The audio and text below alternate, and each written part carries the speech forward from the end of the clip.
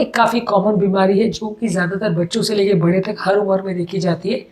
इस मामले में कौन कौन से खाद्य पदार्थों को लेने से अस्थमा पेशेंट्स को नुकसान होता है, आज उस पर हम बात करेंगे। हमने ऑलरेडी अस्थमा के लिए खाद्य पदार्थ जिनसे फ़ायदा होता है, इनहेलर्स को कैसे यूज़ करना है और इमरजेंसी में क्या करना है, इस पर ऑलरेडी वीडियोज़ किए हैं। आज बात करेंगे कौन कौन से खाद्य पदार्थों को इनको अवॉइड करना चाहिए और क्यों।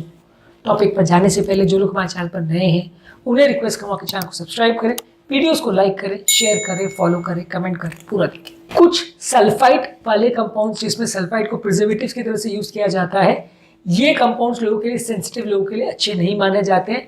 ये ड्राई फ्रूट्स में, वाइन में, बियर में, कई बार कुछ मछलियाँ और श्रिम्प्स वगैरह में यूज़ किया जाता है, और आलू जो प्रोसेस किया हुआ उसमें प्रिजर्वेटिव की तरह यूज़ किया जाता है सल्फाइड कंपाउंड्स। ये कुछ लोग को एलर्जी क्रिएट कर सकते हैं और अस्थमा के अटैक्स को बढ़ा सकते हैं। यदि आपको इससे एलर्जी है तो इसे अवॉइड करिए। इसके अलावा जो खाद्य पदार्थों में सोडियम ज़्यादा होता है, नमक ज़्यादा होता है, वो आपके लिए नुकसानदायक है। इससे शरीर का पानी बढ़ सकता है और अस्थमा के अटैक्स बढ़ सकते हैं।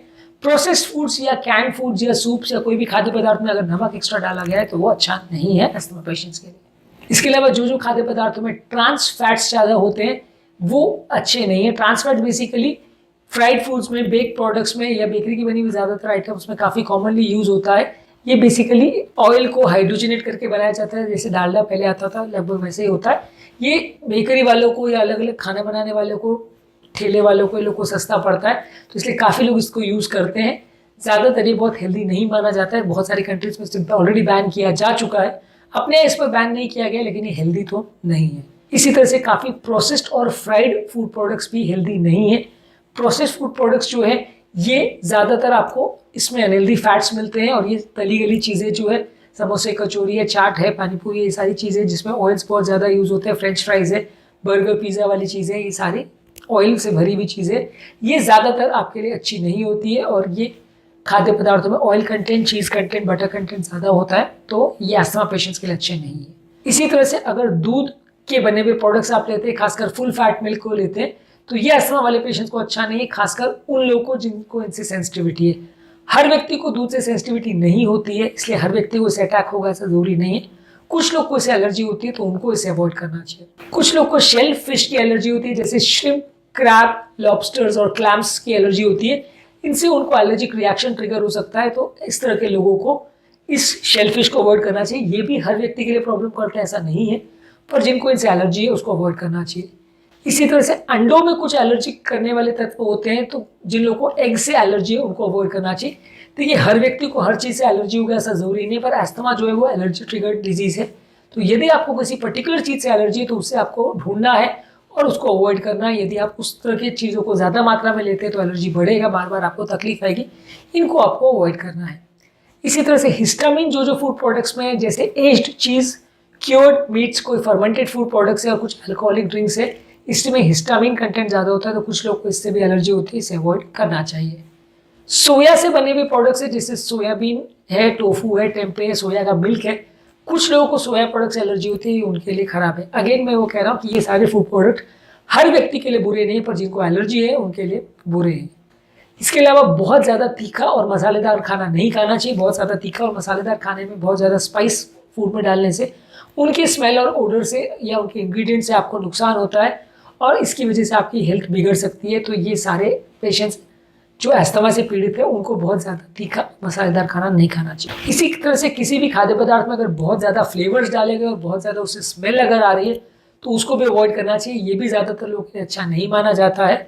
और यदि किसी को अस्थमा का प्रॉब्लम है तो बहुत ज़्यादा फ्लेवर वाले फूड प्रोडक्ट्स जिससे स्ट्रॉन्ग पंजेंट स्मेल आती है उनको अवॉइड करना चाहिए। कुछ लोग को सिट्रस फ्रूट से प्रॉब्लम होती है, जैसे संतरा, मौसम्बी है, ग्रेप फ्रूट है, इनसे प्रॉब्लम होती है। उसमें विटामिन सी और एंटीऑक्सीडेंट्स होते हैं। कुछ लोग को अस्थमा वाले पेशेंट्स को जिनको एसिडिक चीज़ों से एलर्जिक ट्रिगर होती है, खासकर जिनको रिफ्लक्स इंड्यूस अस्थमा होता है, एसिडिटी की वजह से अस्थमा होता है, उन लोग के लिए नुकसानदायक है, तो उनको अवॉइड करना चाहिए।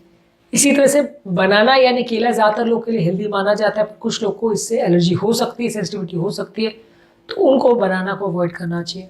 इसी तरह से कुछ लोग को टमाटर्स में मौजूद सैलिसाइलेट से एलर्जी हो सकती है, तो उसको भी अवॉइड करना चाहिए यदि आपको पर्टिकुलर चीज़ से एलर्जी।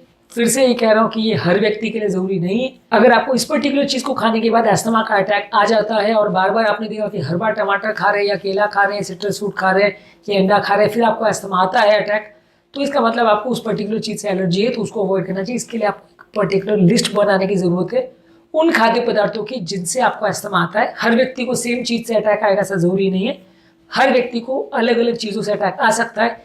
जिस व्यक्ति को जो चीज़ से एलर्जी है, अस्थमा प्रेसिपिटेट होता है, उनको उस चीज़ों को अवॉइड करना चाहिए। इसी तरह से प्रोसेस्ड मीट्स है, जैसे बेकन, सॉसेज, डेली मीट्स है, इनमें जो प्रिजर्वेटिव्स वगैरह डाले जाते हैं वो भी अस्थमा पेशेंट्स के लिए अच्छे नहीं, खासकर सल्फाइड्स डाले जाते हैं वो अस्थमा के अटैक्स को बढ़ा सकते हैं, तो इनको अवॉइड करना चाहिए। कुछ आर्टिफिशियल फूड प्रिजर्वेटिव्स या सब्सटेंसेस जैसे मोनोसोडियम ग्लूटामेट और आर्टिफिशियल कलर्स भी जब डाले जाते हैं तो ये भी अस्थमा पेशेंट्स के लिए अच्छे नहीं है, तो इनको भी आपको अवॉइड करना चाहिए, इनसे भी अस्थमा के अटैक बढ़ सकते हैं।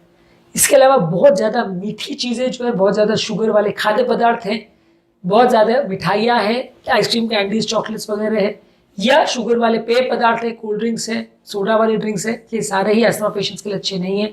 बहुत ज़्यादा शुगर वाले खाद्य पदार्थ और पेय पदार्थ को अवॉइड करना चाहिए, ये अस्थमा में नुकसान पहुंचाते हैं। इसी तरह से शराब को भी अवॉइड करना चाहिए, शराब भी अस्थमा वाले पेशेंट्स के लिए अच्छा नहीं है। इसमें भी कई बार रेड वाइन और बियर में प्रिजर्वेटिव के फॉर्म में सल्फाइड्स डाले जाते हैं जो कि अस्थमा पेशेंट्स के लिए नुकसानदायक हो सकते हैं, अस्थमा के अटैक को बढ़ा सकते हैं, इसलिए अगर आपको इनसे एलर्जी है तो इसे अवॉइड करना चाहिए। कुछ कैफिनेटेड बेवरेजेस जैसे चाय, कॉफी ज़्यादातर लोगों के लिए वैसे तो सेफ होता है, लेकिन कुछ लोगों को कैफीन से प्रॉब्लम होती है, इससे किसी लोगों को छाती अकड़न या धड़कन बढ़ने का प्रॉब्लम हो सकता है। कैफीन से किसी को अस्थमा का अटैक भी हो सकता है, तो बहुत ज़्यादा मात्रा में कैफीन वाले डेरिवेटिव्स या चीज़ें नहीं लेनी चाहिए। बहुत ज़्यादा मसालेदार खाना जैसे मिर्च जिसमें ज़्यादा डाला गया हो, गरम या हॉट सॉसेस जिसमें डाले गए हो, बहुत ज़्यादा करी के जिसमें मसाले डाले गए हो, वो सारी चीज़ों से भी अस्थमा का अटैक प्रेसिपिटेट हो सकता है। तो जिन लोग को इससे एलर्जी है या मसालेदार खाना खाने से प्रॉब्लम होती है उनको इन चीज़ों को अवॉइड करना चाहिए। और जो चीज़ों में आर्टिफिशियल फ्लेवर्स वगैरह डाले गए, ये ज़्यादातर रेस्टोरेंट के खानों में और प्रोसेस खानों में ज़्यादा डाला जाता है उनके स्वाद को बढ़ाने के लिए। पर ज़्यादातर अस्थमा वाले पेशेंट को जिनको प्रिजर्वेटिव से और एलर्जी करने वाले फ्लेवर से प्रॉब्लम है, उनको बाहर खाना थोड़ा अवॉइड करना चाहिए, क्योंकि बाहर खाने में कई बार कंट्रोल नहीं होता, क्या क्या चीज़ें वो लोग उसमें डाल देते हैं, उस पर हमारा कोई बस नहीं चलता, हमें पता भी नहीं होता क्या डाला गया है। तो इस तरह के पेशेंट्स को कई बार ये खाने के बाद हेल्थ बिगड़ सकती है, अस्थमा का अटैक आ सकता है। तो इस तरह की चीज़ों को अवॉइड करें। खासकर किसी पर्टिकुलर जगह पे कोई पर्टिकुलर चीज़ को खाने से अगर आपको पहले अटैक आया हो तो ज़रूर सावधानी रखें। अगर कोई प्रॉब्लम नहीं हो रही तो डेफिनेटली खा सकते हैं, पर अगर प्रॉब्लम ऑलरेडी एक बार 2 बार हो चुकी है तो ज़्यादा सावधानी रखें। तो आज के टॉपिक में हमने बात करी कौन कौन से खाद्य पदार्थ अस्थमा वाले पेशेंट्स के लिए बुरे हैं। उम्मीद करूँगा कि आज के टॉपिक में कुछ नई बातें जानने को मिली होगी। जो लोग हमारे चैनल पर नए हैं उन्हें रिक्वेस्ट करूँगा कि चैनल को सब्सक्राइब करें, वीडियोस को लाइक करें, शेयर करें, फॉलो करें, कमेंट करें, पूरा देखें, और अगर पॉसिबल है और आपके कोई नोन अस्थमा पेशेंट्स है तो उन्हें ज़रूर फॉरवर्ड करें।